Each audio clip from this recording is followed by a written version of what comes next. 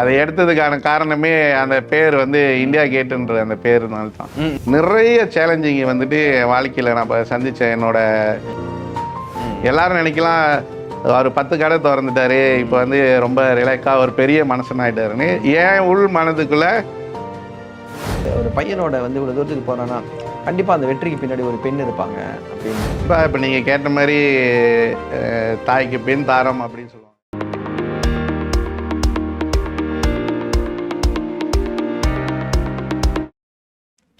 நம்பிக்கை நேயர்களுக்கு வணக்கம். இது நம்பிக்கையின் இமயம். வர்த்தகத்துறையில் சாதித்தவங்களை அழைத்து வந்து அவங்களுடைய அனுபவத்தை உங்களிடம் பகிர்ந்துக்கிறோம். அந்த அனுபவம் வந்து உங்களுடைய வாழ்க்கையிலும் மிகப்பெரிய ஒரு வளர்ச்சியை நோக்கி நீங்க போகும்போது அது ஒரு உறுதுணையா இருக்கும் அப்படின்ற ஒரு சின்ன நம்பிக்கை தான். இன்னைக்கு நம்பிக்கைக்கு வந்திருக்கிறவருக்கு நான் வந்து அவருக்கு பெரிய பில்டப்லாம் கொடுத்து அவர் இப்படி அவர் அப்படின்னு சொல்ல வேணாம். ஏன்னா தன்னுடைய வாழ்க்கை பயணத்திலேயே ஒவ்வொரு காலகட்டத்திலும் பல்வேறான சவால்களை கடந்து இன்னைக்கு ஒரு அடையாளத்தை உருவாக்கி அதற்கு அப்படியே தலைமைத்துவத்தில் ஏறி அமர்ந்திருக்கின்றார். இந்தியா கேட் அப்படின்னு சொன்னா யாருக்கும் தெரியாதவங்களே இருக்க முடியாது. அதனுடைய தோற்றுனர் இப்போது நம்மோடு இருக்கின்றார். அவரை சந்திப்போம். வணக்கம் சரவணன் அவர்களே. வணக்கம் தேலன். ஒரு இன்ட்ரோக்காக தான் ஒரு மாதிரி பயங்கரமா தான் பேச வேண்டியதாயிருச்சு. இதுக்கப்புறம் நம்ம கேஷுவலா தான் பேச போறோம் இந்த இன்டர்வியூவை. இந்தியா கேட் வந்துட்டு என்னை பொறுத்த வரைக்கும் வந்துட்டு நான் வந்து முத வந்து சைபர் ஜேரா இந்தியா கேட்டோட உணவகத்தை பார்த்தேன். அங்க போய் பார்க்கும்போது எனக்கு வந்து இந்த ப்ரூ காஃபி வந்து எனக்கு ரொம்ப இம்ப்ரெஸ் பண்ணிருச்சு. என்னடா இது எங்கேயும் குடிக்காத ஒரு டேஸ்டா இருக்கு, அது எப்படி இவ்வளவு யூனிக்கா இருக்கு அப்படின்னு. அதற்கு பிறகு நான் உங்களை பார்க்கக்கூடிய வளர்ச்சி என்பது வந்துட்டு எல்லா இடத்துலையும் டக்குன்னு நீங்க வளரக்கூடிய அந்த விஷயங்களையும் நான் பார்த்தேன். எவ்வளவோ தொழில்துறைகள் இருந்தது. அது ஏன் வந்துட்டு உணவுத்துறைக்கு தான் வரணும், ஒரு உணவகத்தை தான் திறக்கணும் அப்படின்ற அந்த எண்ணம் வந்து எப்போ வந்துச்சு உங்களுக்கு? சிறு வயசுல இருந்தே உங்களுக்கு அப்படிதான் ஒரு எண்ணமா, இல்ல திடீர்னு நடுவுல ஏதாவது சம்பவம் நடந்து அதை மாத்திக்கிட்டீங்களா? கண்டிப்பா சம்பவம் தான் நடந்திருக்கு. ஏதோ ஒரு சம்பவம் நடந்திருக்கு. ஸோ நான் இதுக்கு முன்ன நிறைய இன்டர்வியூலயே சொல்லியிருக்கேன் என்னோட வாழ்க்கையில நடந்த விஷயங்கள்ல. அதுல வந்துட்டு என்னோட பிசினஸ் டைவர்சிட்டி பண்ற ஒரு சூழ்நிலை வந்தப்ப எனக்கு உடனே கிடைச்ச ஒரு பிஸ்னஸ் வந்து பார்த்தீங்களாக்கா. அதுக்கு முன்னாடி என்ன பண்ணிட்டு இருந்தீங்க? கண்டிப்பாக நாங்கள் வந்து ஒரு காய்கறி வியாபாரி. ஸோ ஹோல்சேல் செஞ்சுக்கிருந்தோம். பார்த்தேன் உங்களோட இன்டர்வியூ பார்க்கும்போது உங்களுடைய பயணம் வந்து எங்கே தொடங்குனுச்சு. ஆமாம். அது அந்த மாற்றம் ஏன் திடீர்னு எடுத்தீங்க? அதை ஆக்சுவலி அது எடுக்கிறதான காரணம் வந்து பார்த்தீங்களா, நான் ஏற்கனவே சொன்னபடி என்னோட உடல்நிலை காரணம் ஒன்று, அப்புறம் என்னோட கூட இருந்த உதவியாளர் என் தம்பியும் அந்த நேரத்தில் இருந்ததுனால டாக்டர் அட்வைஸ் வேற, சரி நீங்கள் ரொம்ப ஸ்ட்ரெஸ் பண்ணிக்க வேணாம், முடிஞ்ச அளவுக்கு வேற மாதிரியான லைஃப் ஸ்டைல் மாற்றிக்கணும்னு. அப்போ கொஞ்ச நாள் ஓய்வுக்கு பிறகு எனக்கே ஒரு தோன்றின விஷயம் என்னன்னாக்கா, நான் ஏன் ஒரு கேஷ் பிஸ்னஸ்க்கு போயிடக்கூடாது, அந்த பிஸ்னஸ் வந்து ஒரு உணவக தொழிலாக இருக்கட்டும் அப்படின்னு. ஏன்னா அதுக்கு முன்ன நான் வந்து வெஜிடபிள் பிஸ்னஸில் இருக்கும்போது எனக்கு இருந்த கஸ்டமர் எல்லாமே பார்த்தீங்களாக்கா மோஸ்ட்லி ரெஸ்டாரண்ட் ஓனர்ஸ். ஸோ எனக்கு ரொம்ப காய்கறி வாங்கிட்டு போகிறவங்க எல்லாம். ஆமாம், கண்டிப்பாக. அது பார்த்தோன்னே எனக்கு கொஞ்சம் இம்ப்ரெசிவாகவே இருக்கும். என்னடா காய்கறியே இவ்வளோ வாங்குறாங்களே, அப்போ வியாபாரம் வந்து எவ்வளோ போவோம். ரெண்டாவது நான் பார்ப்பேன் எல்லாமே கேஷ் பிஸ்னஸ், அவங்க செய்கிறது எல்லாமே. சாப்பிட்டோடனே கவுண்டரில் காசு கட்டிட்டு போயிடணும். நம்ம தொழில் வந்து அந்த நேரத்தில் வந்து கிரெடிட் டேர்ம்ஸ்க்கு நிறையா போய்கிட்டு இருக்கோம். ஸோ அதுவே ஒரு ஸ்ட்ரெஸ் தான். ஏன்னா கடனுக்கு வியாபாரம் கொடுத்தனாலே பிரச்சனைகள் தான். ஸோ அதுலேருந்து கொஞ்சம் மாறும்போது ஒரு நல்ல பிஸ்னஸாகவே நம்ம மாற்றிக்குவோமே, கேஷ் பிஸ்னஸாகவே அப்படின்னு போனது எடுத்தது தான் இந்த இந்தியா கேட். எடுத்தோன்னே இந்தியா கேட் தானா? ஆமாம், கண்டிப்பாக. அந்த கடை வந்து பார்த்தீங்களா ஒரு ஃபெயிலியர் ரெஸ்டாரண்ட். அவரு கூட என்னோட கஸ்டமர் தான். நான் வெஜிடபிள் அனுப்பிக்கிற ஒரு நபர். அவரு கொஞ்சம் எனக்கு கடன் கொடுக்கறதுல கேட்கும் போதெல்லாம் கடையை வித்துட்டு கொடுத்துட்றேன் அப்படின்னு சொல்லிக்கிட்டே இருந்தார். கடைசியில் அவரால் அந்த கடையை விற்க முடியல, ஏன்னா கடையில் வியாபாரம் இல்லை.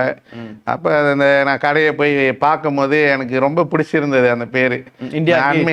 அண்மை இன்டர்வியூல கூட சொல்லியிருந்தேன். அதை எடுத்ததுக்கான காரணமே அந்த பேர் வந்து இந்தியா கேட்டுன்ற அந்த பேருனால தான். சரி, எடுத்துட்டீங்க. இப்போ எனக்கு ஒரு சந்தேகம் வருது இல்லை, அதுக்கும் நீங்கள் பதில் சொல்லி தான் சொல்லுங்க. எல்லாம் நம்ம வந்து வர்த்தகத்தோட வரும்போது சொல்லுவாங்க, அந்த விஷயத்தோட நுணுக்கம் தெரியாமல் நீங்கள் ஒரு பிஸ்னஸ்குள்ளே போனீங்கன்னா தோத்துருவீங்க. இப்போ நீங்கள் வந்து ஒரு சமையலுக்கு போனீங்கன்னா கண்டிப்பாக உங்களுக்கு சமைக்க தெரியணும், அந்த சமையலோட ருசியை பார்க்க தெரிஞ்சிருக்கணும், இல்லைன்னா நீங்கள் ஒரு மிகப்பெரிய ஒரு சாப்பாட்டு பிரியராக இருந்திருக்கணும். இப்படி இந்த விஷயங்கள் இருந்தால் மட்டும்தான் இது வந்து இந்த துறையில் சாதிக்க முடியும் அப்படின்னு ஒரு கருத்து நிலவுது. ஆமாம். இப்போ நீங்கள் சொல்லுங்கள், அது உண்மையா? உங்களுக்கு சமைக்க தெரியுங்களா? வீட்டில் சமைப்பேன். ஸோ கொமர்ஷியல் சமையல்ன்றது வந்து ருசி பார்க்க தெரியும் எனக்கு வந்துட்டு. ஸோ இங்கே என்ன சொல்ல வரேன்னா, அதில் என்னோட பூர்வீகம் வந்து பார்த்தீங்களாக்கா எங்களோட தாத்தாவாக இருக்கட்டும் அல்லது எங்களோட அம்மாவாக இருக்கட்டும் நாங்கள் வந்த எல்லாமே வந்து வியாபாரிகள் தான். ஸோ எங்கள் தாத்தாவே கம்பத்தில் ஒரு பொட்டி கடை வச்சுருந்தாரு. அப்புறம் எங்கள் அம்மா அந்த கடையை எடுத்து நடத்துனாங்க. நாங்கள் ஸ்கூல் டைமில் எல்லாமே அந்த கடையிலேயே நாங்கள் இருப்போம். ஸோ எங்களையே அறியாமல் நாங்கள் ஒரு வியாபாரியாகவே தான் வளர்ந்து வந்தோம். அதுக்கப்புறமும் நான் வந்து பார்த்தீங்களா, நான் அண்மை இன்டர்வியூவில் சொன்ன மாதிரி எங்களோட தாய் மாமா கிட்ட நான் வந்து வேலைக்கு வந்ததுக்கப்புறம் கூட நான் பார்த்தது எல்லாமே இம்ப்ரெசிவாக ஒரு வியாபாரிங்களை தான் அதில் வந்துட்டு. அதுக்கப்புறம் நான் ஒரு வியாபாரியாக மாறிட்டேன். என்னோட வெஜிடபிள் வியாபாரம் ஒரு 15 வருஷம் வியாபாரம். நான் என்ன சொல்ல வரேன்னா, நீங்கள் எந்த தொழில் வேணாலும் நீங்கள் செய்யலாம், ஆனால் அனுபவம் ரொம்ப முக்கியம். அப்போ நீங்கள் ஒரு எக்ஸாம்பிளுக்கு சொல்கிறேன்னா, ஒரு அண்ணன் வந்து ஒரு குஞ்சு பொறிச்சிட்டா அதை நீங்கள் உடனே தண்ணியில் விட்டால் அதுக்கு நீந்த தெரிஞ்சிடும். அதுக்கு கற்றுக் கொடுக்கணும் இல்லை. ஆனால் அந்த ஜெனட்டிக்லி நம்ம கொஞ்சம் இருந்துட்டோம். அதே நேரத்தில் நிறைய சேலஞ்சிங் வந்துட்டு என் வாழ்க்கையில் நான் இப்போ சந்தித்தேன். என்னோட கடந்த கால வியாபாரத்தில் அந்த தவறுகளை திரும்பியும் செய்யக்கூடாது. அந்த எஃப்என்பியோட விஷயங்களை வந்து கொஞ்சம் ஸ்டடி பண்ணிக்கிட்டேன். ரெண்டாவது, எனக்கு ஒரு பழக்கம் இருக்குது, நான் கற்றுக்கிறதுல வெக்கப்பட மாட்டேன். ஸோ அதனால யாராக இருந்தாலுமே இவந்தோ நான் நிறைய விஷயம் கற்றுக்கிட்டது கூட பார்த்தீங்களாக்கா, நான் முதல்ல ஹையர் பண்ணேன். என்னோட ஒரு மேனேஜரு நான் வந்து ஹையர் பண்ணேன், என்னோட கடைக்கு ப்ராப்பரான மேனேஜர்னு. அவர்கிட்டே நான் நிறைய விஷயம் கற்றுக்கிட்டேன். ஏன்னா அவங்க வந்து எஃப்என்பியில் படிச்சுட்டு வந்திருந்தாங்க. நம்ம வந்து பார்த்தீங்கன்னா வியாபாரத்துறையில் நுணுக்கமாக இருப்போம். ஸோ நம்ம இந்த மாதிரியான நாலேஜபிள் பர்சனை நம்ம கூட வச்சுக்கிருக்கும் போது நம்ம வழி நடத்துகிற விஷயத்துக்கு அவங்க உறுதுணையான வந்து நம்மளுக்கு நின்றுவாங்க. அதை வச்சுதான் அவ்வளோ தூரம் அதை நம்ம வச்சுக்கிட்டு தான் இவ்வளோ தூரம் நம்ம இப்போ வரைக்கும் வந்திருக்கோம். சரி, அதாவது இது வந்து உங்களுடைய சமீப கால இன்டர்வியூவில் பார்த்ததுலேருந்து எனக்கு உங்ககிட்ட கேட்கணும்னு தோணுது. ஒரு 24 வயது 23 வயது இருக்கும்போது ஒரு பெரிய ஒரு சுகாதார ரீதியில் ஒரு பெரிய சிக்கலை நீங்கள் எதிர்நோக்குறீங்க. அப்போ உங்களுக்கு கல்யாணம் ஆயிருக்குது, குழந்தை வேற பிறக்க போகுது. அப்போ அந்த நேரத்தில் இவ்வளோ பெரிய பாதிப்புனா ஒரு பெரிய குழியில் விழுந்த மாதிரி ஆயிடுச்சு இருக்கும் வாழ்க்கை. அதை மீண்டு வரணும். இதுல அந்த அந்த வழியோட எப்படி அதை கடந்து வந்தீங்க? என்ன அது உங்களுக்கு பெரிய உந்துதலா இருந்தது அந்த காலகட்டத்தில்? இது நிறைய பேர் சொன்னா எப்படி நம்புவாங்கன்னு தெரியாது. என்னை காப்பாற்றின விஷயமே வந்து பார்த்தீங்களா, அதில் என்னோட வியாபாரம் தான். ஏன்னா என்னோட 100% ஃபோக்கஸ் வந்து நான் திருமணத்துக்கு முன்னையும் சரி, நான் திருமணத்துக்கு முன்னையே வியாபாரம் ஸ்டார்ட் பண்ணிட்டேன். அதுக்கப்புறம் கூட பார்த்தீங்களாக்கா என்னோட மெயின் பொழுது வந்து எங்கே போயிடும்னு பார்த்தீங்களா, என்னோட மார்க்கெட்டில் வந்து பொழுது போயிடும் அந்த வியாபாரத்துலேயே. ஸோ ரெண்டாவது, அது வந்து டெய்லி ருட்டீன் பிஸ்னஸ்னால நான் வந்து வருஷத்தில் 4 நாள் தான் லீவுன்றதே எடுப்பேன். இது ஒரு 15 வருஷம் ஒரு, அதாவது பெருநாளுகளுக்கு மட்டும்தான். ஸோ மற்ற நாள் எல்லாம் நான் வந்து வேலையில் தான் இருப்பேன். இருந்தும் எனக்கு ஒரு சீக்கு வந்தால் கூட நான் லீவ் போட்டது இல்லை.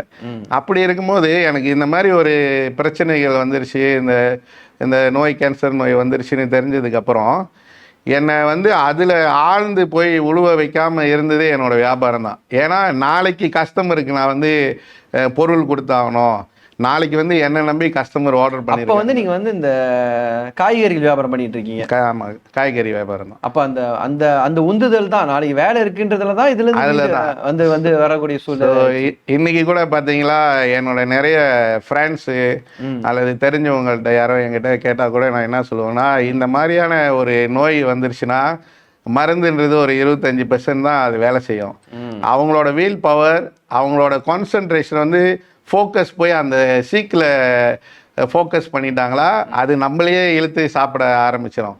ஸோ அதில் ரொம்ப வந்து சார்ந்து இல்லாமல் டாக்டர் கொடுக்குற மெடிடேஷன் நம்ம எடுத்துக்கிட்டு நம்மளோட டெய்லி ரொட்டீனை நம்ம எப்போதும் போல் கடந்து வந்துடணும். அப்போ வந்து பார்த்தீங்களா, நம்மளும் நம்மளை வீண் பண்ணிடுவோம். நம்மளை படித்த ஆண்டவரும் நம்மளுக்கு வந்து ஓகே, நீ ஏதோ முயற்சி பண்ணுற வாழ்க்கையில் வர்றதுக்கு, நீ சோர்ந்து விழுவில், நான் உனக்கு ஒரு செகண்ட் சான்ஸ் கொடுக்குறேன்னு அவரும் நினைப்பாரு. அது என்னோட நம்பிக்கை. உங்களுடைய வாழ்க்கையில் அது நடந்துச்சு. சரி, அப்போ இன்னொன்று கேள்வி கேட்கணும். எவ்வளோ தூரம் சாதிச்சு மேலே வந்து உட்காந்த பிறகு சில விஷயங்கள் கேள்விப்பட்டிருப்பீங்களா? அவருக்கு என்னப்பா, அவர் பெரிய ஆளு, டக்குன்னு வந்தாரு, இப்படி வளர்ந்து உக்காந்துட்டாரு, இன்னைக்கு இவ்வளோ பேசிக்கிட்டு இருக்காரு அப்படின்ற காமெண்ட்லாம் கேட்டிருக்கீங்களா?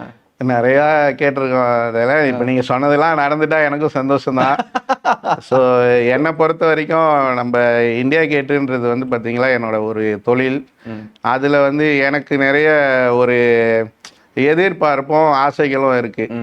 என்னென்னா, நம்ம ஒரு தொழிலுக்கு வந்தோம். என்னோட சக்ஸஸ் ஸ்டோரியில் முக்கியமாக பங்கு எடுக்கிறது எதுன்னு கேட்டிங்களா, நான் கடந்து வந்த பாதையை எல்லாரும் யோசிச்சுட்டு தான் என்னை வந்து ஒரு மேல் நோக்கி பார்க்குறாங்க.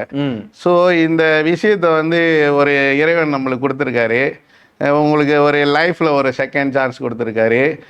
ஒரு வியாபாரத்துலேயும் நான் பழைய வியாபாரம் எனக்கு ரொம்ப விழுந்து போனதுக்கப்புறம் இப்போ ஒரு 2வதாக ஒரு சான்ஸ் கொடுத்ததுக்கப்புறம் அதை எப்படி நான் வந்து எடுத்துகிட்டு வந்திருக்கிறோன்ற போராட்டத்தில் தான் நான் இன்னமும் இருக்கேன். எல்லாரும் நினைக்கலாம் அவர் 10 கடை திறந்துட்டாரு, இப்போ வந்து ரொம்ப ரிலாக்ஸாக ஒரு பெரிய மனுஷன் ஆகிட்டாருன்னு. ஏன் உள் மனதுக்குள்ளே அந்த மாதிரி எண்ணம் இன்னைக்கு வரைக்கும் இருந்ததில்லை. ஏன்னா என்னோட கனவுகள் வந்து ரொம்ப பெருசு, இதை விட பெருசு, ரொம்ப பெருசு. இப்ப சிம்பிளா சொல்லுவாங்களே, இதெல்லாம் வந்து ட்ரெய்லர் தான், மெயின் பிக்சர் வந்து இன்னும் நிறைய இருக்கு. அது என்னோட நெருங்கிய டீம் இருக்காங்க, எனக்கான HODs, என்னோட மேனேஜ்மெண்ட் டீம், அவங்க கிட்ட நான் எப்போதுமே பகிர்ந்துக்குவேன்.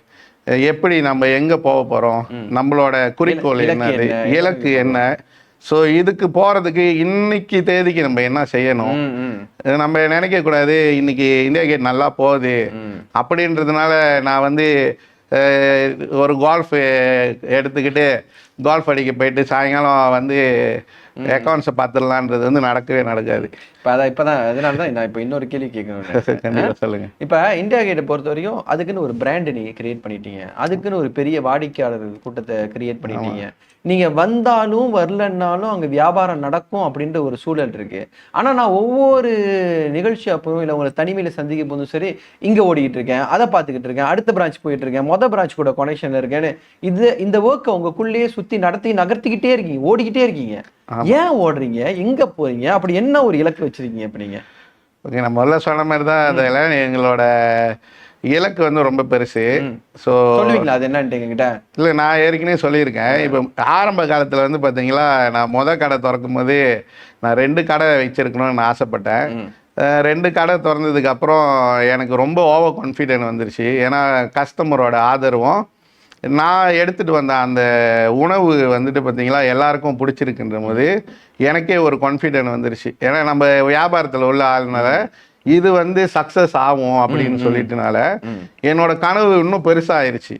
அப்போ 25 கடை வந்து மலேசியா முழுதும் எடுத்துகிட்டு வரணும் அப்படி சொல்லிட்டுனே. இப்போதைக்கு 25 கடை, இப்போ அதையும் தாண்டிருச்சு. எங்களோட கனவு வந்து பார்த்தீங்களா இப்போ வந்து நம்மளுக்கு அன்னை நாடான சிங்கப்பூருக்கு போகிறதுக்கான பிளான் பண்ணிட்டோம்.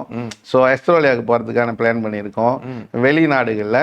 ஆனால் மலேசியா உள்ளுக்கு இன்னமும் எங்களுக்கு பார்த்தீங்களா 25லேருந்து இப்போ அண்மையில் வந்து நாங்கள் ரிசர்ச் பண்ணதில் கிளாங் வேலியிலே நாங்கள் 25 கடை திறக்கலாம். அது தவிர்த்து ஜேபி, பினாங் அந்த மாதிரியான மார்க்கெட் வந்து எங்களுக்கு நிறைய பெரிய மார்க்கெட் இருக்கு. ஸோ அதனால் எங்களோட கனவுகளுக்கு அவ்வளோ இருக்கும்போது நான் வந்து உக்காந்த இடத்துலேருந்து இந்த கனவு நடக்கும்னாக்கா அது சாத்தியமே படாது எங்களுக்கு. ஸோ அடிக்கடி நான் வந்து என்னோட சில F&B ஃப்ரெண்ட்ஸ் வந்து என்கிட்ட கேட்பாங்க, இப்போ தான் ஆரம்பித்தவங்க வந்துட்டு, எப்படி சார் இது வந்து எப்படி நீங்கள் கொண்டு வரீங்க அப்படின்னு. அது ஒரு சின்ன எக்ஸாம்பிள் சொல்லுவேன்.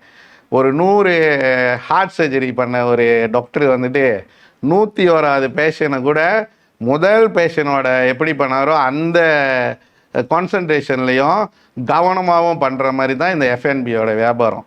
இன்றைக்கி நல்லா இருக்குன்னு சொல்லிட்டு நான் அசால்ட்டாக இது இருந்துட்டேன்னா எப்படி அந்த பேஷண்ட் வந்து இறந்து போயிடுவாரோ அந்த மாதிரி இந்த வியாபாரம் ஸ்லோலி வந்து பார்த்திங்களா இறந்துக்கிட்டே வரும் அது வந்துட்டு.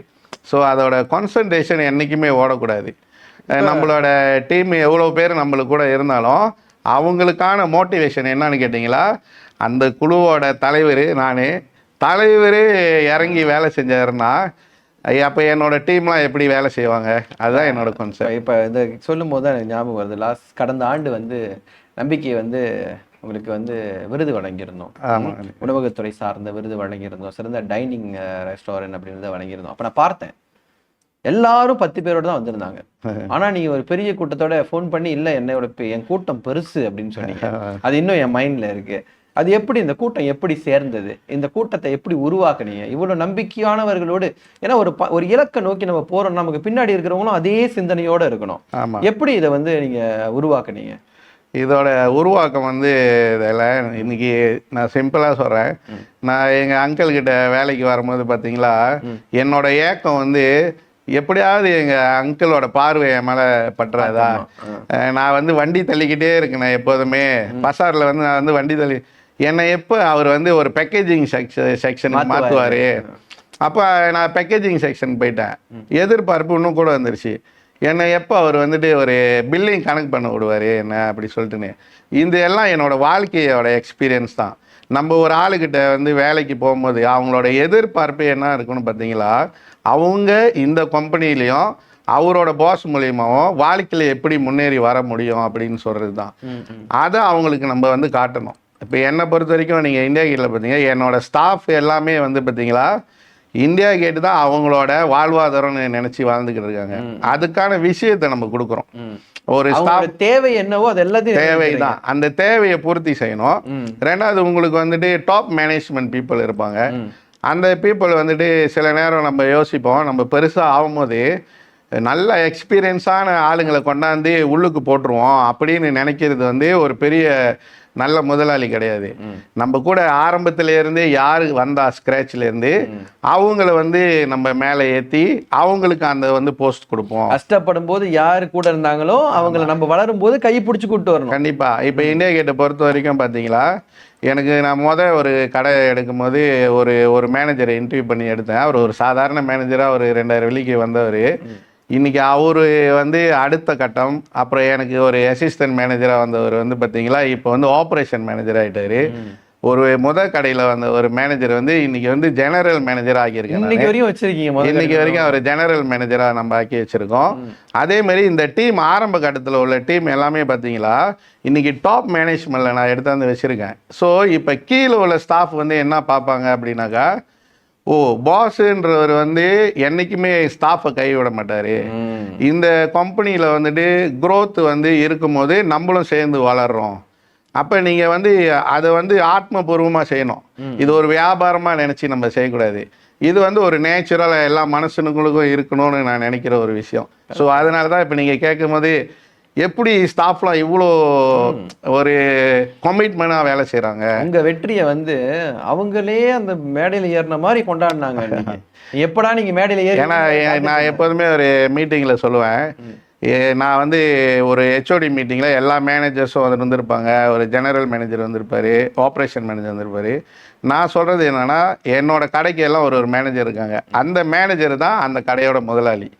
அவருக்கு ஃபுல் ரைட்ஸ் கொடுத்துருக்கோம். நம்ம வந்துட்டு அவர் நிறைய விஷயத்துக்கு அவர் வந்து முடிவு எடுக்கலாம். ஸோ அதே நேரத்தில் அதுக்கு முன்ன அதோட வழிமுறைகளை நம்ம சொல்லிடுவோம், இதெல்லாம் இப்படி தான் இருக்கணும் அப்படி சொல்லிட்டுன்னு. அப்போ அவங்களுக்கு என்ன தோணுன்னா, பாஸ் வந்து இந்த கடையோட முதலாளியே நான் தான் அப்படின்னு சொல்லி கொடுத்துருக்காருன்னா பொறுப்பு இருக்கும், அவ்வளோ பொறுப்பு இருக்கும். ரெண்டாவது அவங்கள எல்லாமே கண்காணிக்கிறதுக்கு அவங்களுக்கு மேலேயும் நம்ம வந்து ஸ்ட்ரக்சர் பண்ணி வச்சுருக்கோம், மேனேஜ்மெண்ட் ஸ்ட்ரக்சர் இருக்குது.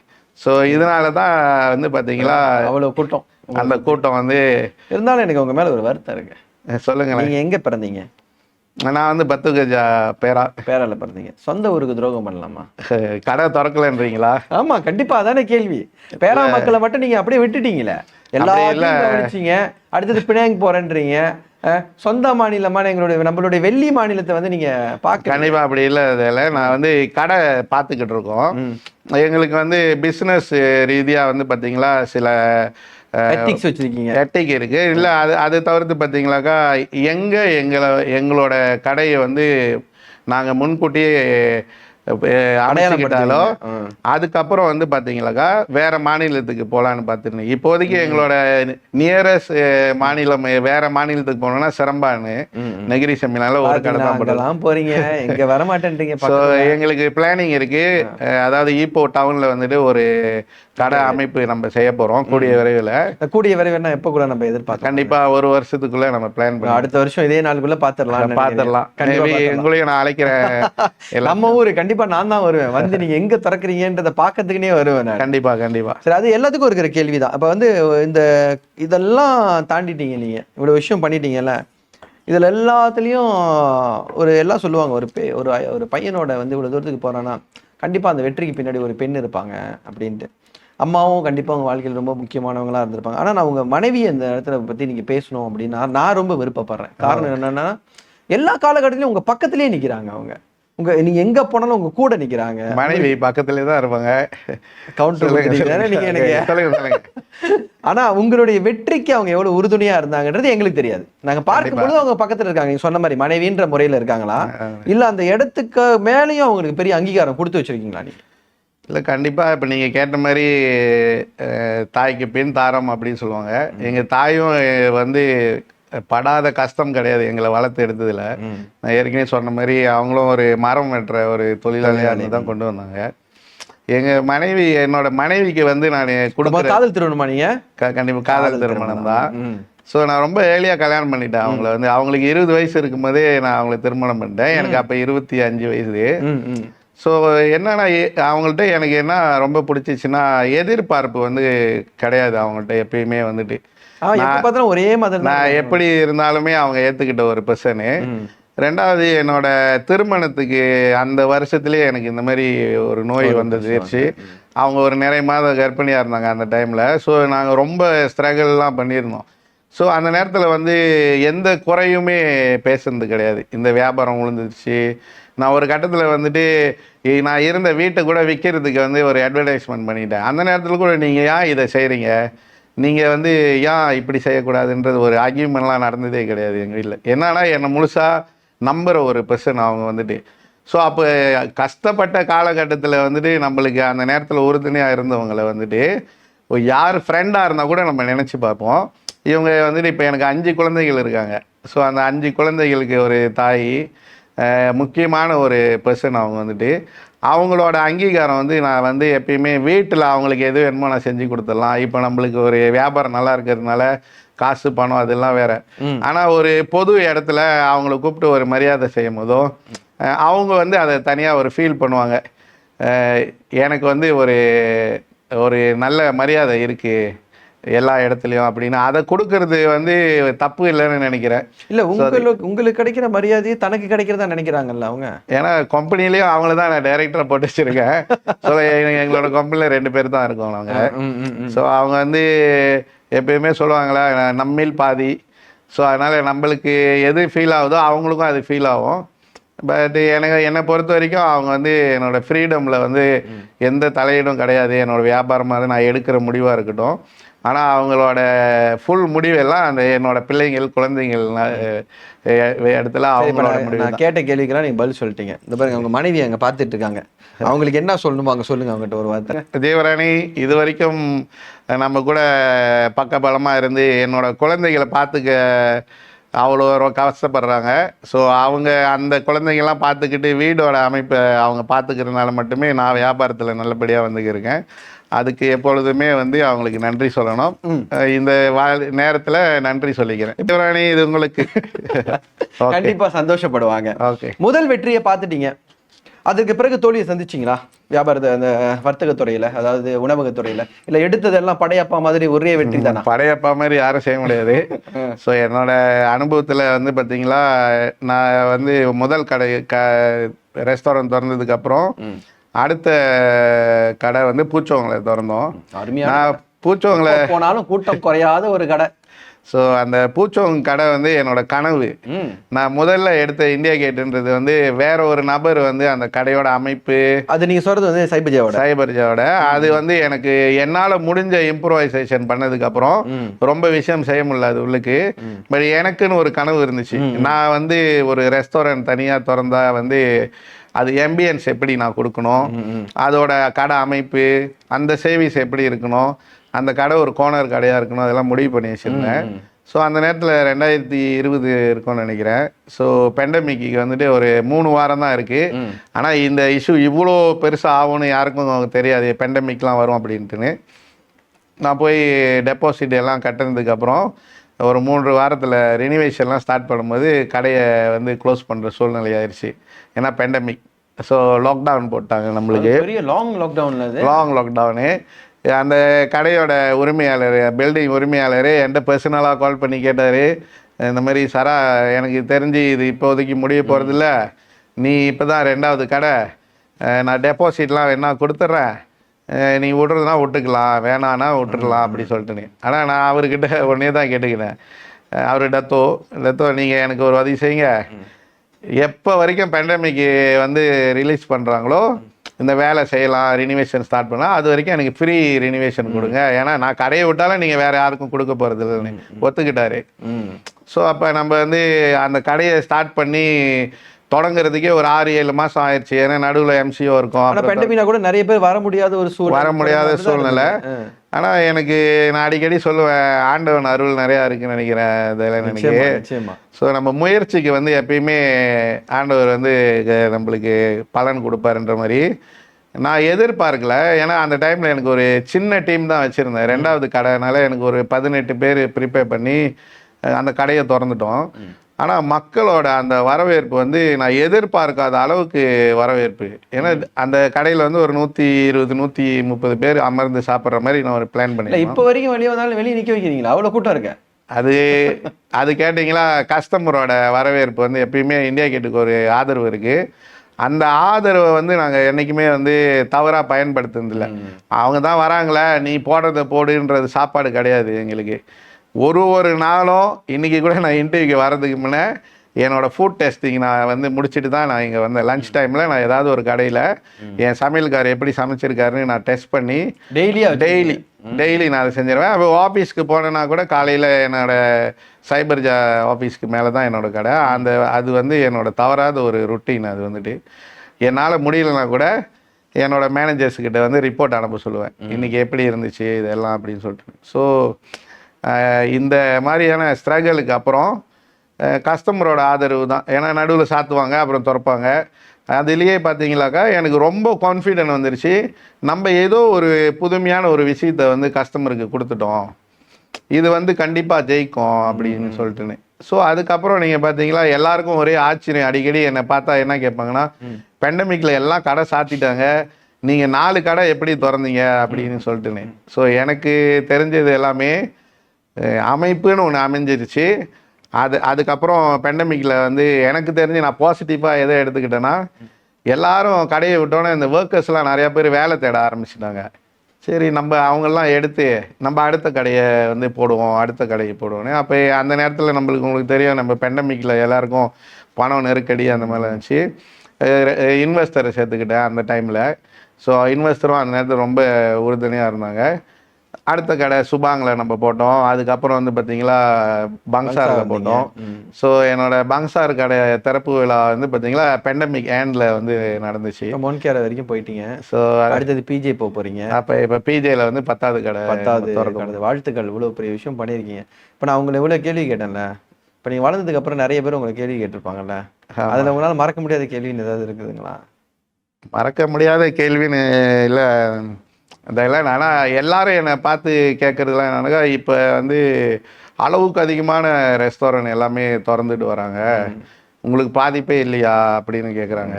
ஏன்னா அது எல்லாருக்கும் தெரியும். ஏன்னா இப்போ பூச்சவங்களே நீங்கள் பார்த்துக்கிட்டிங்களா கூட, நம்ம கடை திறந்ததுக்கப்புறம் பெண்டமிக்கில் அதுக்கப்புறம் நிறைய பேர் வந்து எஃப்என்பியில் வந்திருக்காங்க. சிரம்மானில் மட்டும் நான் உங்கள்கிட்ட சொல்கிறேன், நம்ம சிரம்மான் கடை திறந்ததுக்கப்புறம் 16 இந்தியன் ரெஸ்டாரண்ட் திறந்துருக்காங்க. அதை நீங்கள் தான் ஆரம்பித்து விடுறீங்க அந்த பெண்டமிக் டைமில் நம்ம திறந்ததுக்கப்புறம். ஸோ இது வந்து சேலஞ்சிங்கானு கேட்டாக்கா, கண்டிப்பாக பிஸ்னஸ் வாய்ஸில் பார்த்தீங்களாக்கா கஸ்டமருக்கு மோஸ்ட் சாய்ஸஸ் இருக்குது. ஆனால் எந்த கஸ்டமருமே வந்து பார்த்தீங்களாக்கா அந்த கடையை போய் ட்ரை பண்ணிவிட்டு பிடிச்சிருந்தா மட்டுமே அங்கே அடுத்த கட்டத்தில் சாப்பிடுவாங்க. ஸோ என்னோடய டீமுக்கு நான் எப்பயுமே டீமோட்டிவேட் ஆயிடுவாங்க எங்கள் டீமு. இல்லை சார், பக்கத்தில் அது திறந்துட்டாங்க இது திறந்துட்டாங்க அப்படின்னு. அப்போ நான் என்ன சொல்லுவேன்னா, ஏன் உங்கள் தொழில் உங்கள் வேலையை நீங்கள் ப்ராப்பராக செஞ்சுக்கிட்டே வாங்க. கஸ்டமர் யாருமே பிளாக் பண்ண முடியாது. அவங்களோட விருப்பம். வீட்டிலேருந்து வரும்போது பக்கத்தில் ஒரு கடை இருந்தால் அங்கே சாப்பிட்டுட்டு ட்ரை பண்ணுவோன்னு சொல்லி போவாங்க. அவங்களுக்கு பிடிச்சிருந்தா அங்கே ரெகுலராக போவாங்க. இல்லைனா இந்தியா கேட் இஸ் த பெஸ்ட்னு சொல்லிவிட்டு திரும்பியும் இந்தியா கேட்டுக்கு தான் வருவாங்க அப்படின்னு. அந்த வகையில் இதெல்லாம் நாங்கள் என்ன சொல்கிறோன்னா, எங்களோட வியாபாரம் பாதிக்கப்படவே இல்லை. இன்னைக்கு இவ்வளோ ரெஸ்டாரண்ட் வந்திருந்தாலும் இந்தியா கேட்டுன்றது தனி முத்திரையாக நாங்கள் வச்சுருக்கோம்னாக்கா, கஸ்டமருக்கு தேவைப்படுறதை நாங்கள் கரெக்டாக கொடுத்துக்கிட்டே இருக்கோம். எப்பயுமே சில மிஸ்டேக்குகள் நடக்கலாம், எங்கேயாவது ஒரு கடையில் ஏதாவது நடக்கலாம் இருக்கும். ஆனால் அதோட விகிதம் வந்து பார்த்தீங்களா ரொம்ப குறைவாக நாங்கள் வச்சுருக்கோம். ஒரு 3000 கஸ்டமர் வந்தாங்களாக்கா, அதில் ஒரு கஸ்டமருக்கு ஏதாவது ஒரு பிரச்சனை நடந்திருக்க மாதிரியான ஒரு விஷயங்கள் தான் இருக்குமே தவிர, அதில் ரொம்ப ஃபோக்கஸ் இருக்கும் எங்கள்கிட்ட வந்துட்டு. ஸோ அதனாலேயே மட்டுமே நான் அவங்கள்ட்ட என்ன சொல்லுவேன்னா, எல்லா எஃப்என்பி ஓனர்ஸ் நிறையா பேசுவாங்க, நம்ம தொழில் தான் நம்மளுக்கு போட்டின்னு நினைக்கணும். பக்கத்தில் யார் வந்தாலும் நம்ம அவரை பார்த்துக்கிறதுன்னு வச்சிங்களேன், நம்மளோட விஷயத்த நம்ம விட்டுருவோம். இப்போ ஆக்சுவலி உங்களோட இவ்வளோ டைட் ஷெடியூலில் வந்து நம்மக்கிட்ட உங்களுடைய நிறைய விஷயங்கள் என்னென்ன பண்ணீங்க, உங்களோட ஆரம்ப காலம் எப்படி இருந்தது, அடுத்த இலக்கு என்ன நிறைய விஷயம் பேசுனீங்க. முதல்ல எங்களுக்கு நம்பிக்கை சார்பில் உங்களுக்கு நாங்கள் ரொம்ப நன்றி. ரொம்ப நன்றி நம்மளுடைய நம்பிக்கை அரங்குக்கு வந்ததுக்கு. இறுதியா உங்களை இப்போ ஒரு ரோல் மாடலா உங்களுக்கே தெரியாம நிறைய பேர் பார்க்கலாம். அவரை பாரு, அவர் காய்கறி வியாபாரம் வண்டி தள்ளிட்டு இருந்தவர்ரா இன்னைக்கு 10 கடையோட ஓனரா இருக்காருன்னா எவ்வளவு பெரிய உழைப்பு இருக்கு. நிறைய பேருக்கு நீங்க வந்து பெரிய இம்ப்ரெஷனா இருக்கலாம். அவங்கள பார்த்து வளரணும்னு நினைக்கிற பல பேர் நீங்க இந்த நிகழ்ச்சியை பார்த்துட்டு இருக்கலாம். அவங்களுக்கு நீங்க ஒரு விஷயம் ஷேர் பண்ணணும், ஒரு விஷயம் ஒரு தன்முனைப்பா அவங்களுக்கு ஒரு எடுத்துக்காட்டா ஒரு விஷயம் சொல்லணும்னா என்ன சொல்லுவீங்க? சொல்லுங்க.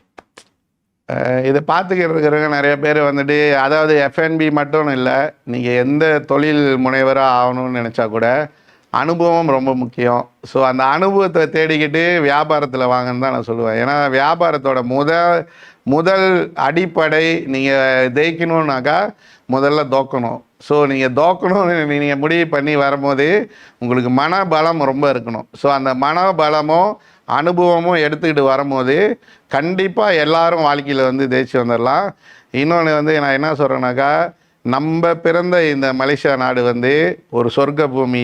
இங்கே வந்து நம்மளால் பிழைக்க முடியாதுன்னு சொன்னாக்கா அது ஒரு தப்பான கூற்று. இங்கே எல்லா வாய்ப்பும் எல்லாத்துக்கும் கொடுக்கப்படுது. ஆனால் அந்த வாய்ப்பை எப்படி நம்ம பயன்படுத்திக்கிறோன்றது தான் முக்கியம். ஸோ இன்றைக்கி எஃப்என்பி ஓனராக இருக்கும்போது இன்றைக்கி நம்மளோட கஸ்டமர் வந்துட்டு இந்தியா கேட்டுன்றதுனால, இது ஒரு இந்தியன் சாப்பாடுனால நம்ம இந்தியர்கள் நிறைய சப்போர்ட் பண்ணாலும் நிறைய சைனீஸும் மலேஸும் வந்து நம்மளுக்கு சப்போர்ட் பண்ணுறாங்க. அதனால் உங்களோட தொழில் வந்து எல்லா சமூகத்தினருக்கும் போய் சேர்கிற மாதிரியான ஒரு தொழில் நீங்கள் எடுத்துக்கிட்டிங்களா எல்லா சமூகமும் உங்களை காப்பாற்றுவாங்க. ஸோ இது என்னோட ஒரு பர்சனல் அட்வைஸாக நான் சொல்கிறேன். நல்ல விஷயம். ரொம்ப நன்றி நம்மளுடைய நிகழ்ச்சியை கலந்துக்கிட்டதுக்கு. அடுத்து நீங்கள் பட்டாலிஞ்சால திறக்க போறீங்களா? பட்டாலிஞ்சா நியூ டவுன்ல நம்ம நியூ டவுன்ல திறக்க போறீங்களா? அப்ப நான் எங்க டீமோட வரேன். நம்ம அங்க சாப்பிட்டுக்கிட்டே ஒரு இன்டர்வியூ எடுப்போம். கண்டிப்பா. வந்ததுக்கு ரொம்ப நன்றிங்க மிஸ்டர் சரவணன். மீண்டும் நம்பிக்கைக்கும் என்னோட நன்றியை தெரிவிச்சுக்கிறேன். நன்றி, மிக்க நன்றி. இன்று நமது நம்பிக்கை இமயம்ல ஒரு பவர்ஃபுல்லான ஆள் ஒருத்தர் வந்திருந்தார். நிறைய விஷயம் பேசினாரு. 24 வயது, உங்களுக்கு ஒரு கேன்சர் அப்படின்ற ஒரு விஷயம் தெரிய வரும்போது எல்லா நிலைகளிலும் உடஞ்சி போய் வாழ்க்கையில் இதுக்கப்புறம் எதுவுமே இல்லை அப்படின்னு துவண்டு உக்காந்தவங்களுக்கு மத்தியில அதெல்லாம் தாண்டி வந்து தன்னுடைய வியாபாரத்தை ஒரு வண்டி தள்ளுறவரா, மார்க்கெட்டில் ஒரு வண்டி தள்ளுறவரா இருந்து அதற்கு பிறகு காய்கறி வியாபாரத்துல தொடங்கி அதுக்கப்புறம் ஒரு சவாலை மேற்கொண்டு அதுல பாஸ் ஆகி தனக்கு பின்னாடி பல தலைமுறைகளை வர்த்தகத்துறையின் தலைவர்களாக உருவாக்கணும்னா ஒரு மனுஷனுக்கு எவ்வளவு பெரிய ஒரு கெத்து வேணும், எவ்வளவு விஷயத்த ஸ்ட்ரகிளா எடுத்து வந்து முன்னுக்கு வந்திருக்கணும். இந்த விஷயத்துல நம்ம வந்து திரு சரவணன் அவர்களை மனதார பாராட்டி தான் ஆகணும். இந்த மாதிரியான ஒரு மனிதரா நான் வாழணும், இந்த சாதிக்கணும் அப்படின்னு நினைச்சீங்கன்னா இந்த இன்டர்வியூ முழுசா பார்த்துருப்பீங்க. உங்களுக்கும் பெரிய ஒரு உந்து சக்தியா இருந்திருப்பாரு. தொடர்ந்து முன்னோக்கி சொல்லுங்கள். வர்த்தகம் என்பது இந்திய சமுதாயத்தின் தலையெழுத்தை மட்டுமல்ல, அனைத்தையும் மாற்றும் என்ற சிந்தனையோடு உங்களிடமிருந்து அன்பு வணக்கம் கூறி விடைபெறுகிறேன். தயாளன் சண்முகம். மீண்டும் சந்திக்கும் வரை வணக்கம்.